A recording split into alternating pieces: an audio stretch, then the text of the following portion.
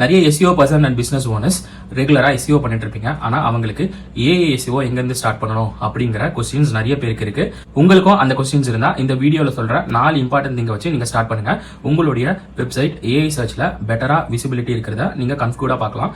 இதுல 4th one ரொம்ப important. First one பாத்தீங்கன்னா getting cited on Reddit. AI platform like ChatGPT, Gemini இதெல்லாம் பாத்தீங்கன்னா ரியல் டைம் டிஸ்கஷன்ல இருந்து நிறைய ஆன்சரை ஃபெச் பண்றாங்க. அதுல one of the important sources பாத்தீங்கன்னா ரெடிட். சோ உங்க நிஷ்க்கு ரிலவெண்டா இருக்க ட்ரெட்ல நிறைய பார்ட்டிசிபேட் பண்ணுங்க. உங்க பிராண்ட் நேம் அங்க நிறைய மென்ஷன் பண்ணுங்க. செகண்ட் பாத்தீங்கன்னா கண்டென்ட் ஃப்ரெஷ்னஸ். உங்களுடைய பிளாக் ஆர் லேண்டிங் பேஜ் ரொம்ப நாளா அப்டேட் பண்ணாம இருக்கு ஆர் லாஸ்ட் 90 டேஸா அப்டேட் பண்ணாம அதை உடனே அப்டேட் பண்ணுங்க.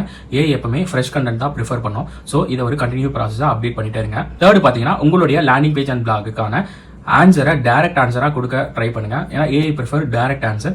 உங்களுடைய லேண்டிங் பேஜ் அண்ட் பிளாக்கு எவ்வளவு FAQ ஆட் பண்ண முடியுமோ ஆட் பண்ணுங்க. அந்த FAQ எல்லாம் அந்த டைட்டிலுக்கு ரிலவெண்டான FAQ-ஆ இருக்கும். அதே மாதிரி யூசருக்கு டைரக்டா ஆன்சர் பண்ற மாதிரி 2 லைன்ல ஆன்சர் பண்ற மாதிரி FAQs ஆட் பண்ணுங்க. ஃபோர்த் ஒன் என்னன்னா இது ரொம்ப இம்பார்ட்டன்ட். இதுக்கு முன்னாடி சொன்ன மூணுமே கண்டினியூஸா ஃபோக்கஸ் பண்ணுங்க. கண்டினியூஸா இதை ஃபோக்கஸ் பண்ணிட்டே இருந்தாதான் ஓவர் த பீரியட் உங்களுக்கு ரிசல்ட் வரும். 1 or 2 டே ஃபாலோ பண்ணிட்டு ரிசல்ட் வரலையே அப்படின்னு நினைச்சீங்கன்னா வராது. கண்டினியூஸா இதை ஃபோக்கஸ் பண்ணிட்டே இருந்தீங்கன்னா ஓவர் த பீரியட் உங்களுடைய சைட் AI-ல விசிபிலிட்டி இன்க்ரீஸ் ஆகிறத நீங்களே பார்க்கலாம்.